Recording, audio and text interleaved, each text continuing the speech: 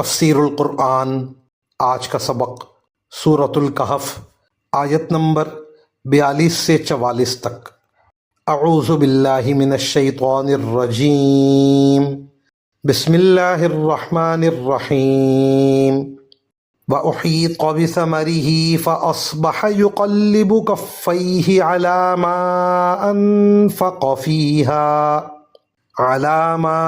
أَنفَقَ فِيهَا وَهِيَ خَاوِيَةٌ عَلَى عُرُوشِهَا وَيَقُولُ يَا لَيْتَنِي لَمْ أُشْرِكْ بِرَبِّي أَحَدًا وَلَمْ تَكُنْ لَهُ فِئَةٌ يَنْصُرُونَهُ مِنْ دُونِ اللَّهِ وَمَا كَانَ مُنْتَصِرًا هُنَالِكَ الْوَلَايَةُ لِلَّهِ الْحَقِّ هُوَ خَيْرٌ ثَوَابًا وَخَيْرٌ عُقْبًا۔ ترجمہ۔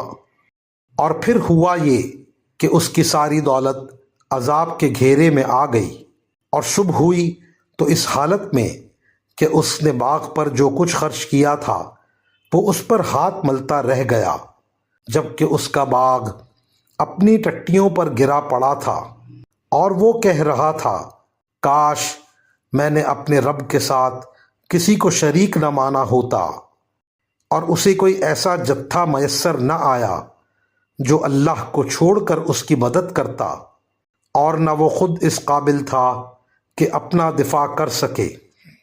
ایسے موقع پر آدمی کو پتہ چلتا ہے کہ مدد کا سارا اختیار سچے اللہ کو حاصل ہے۔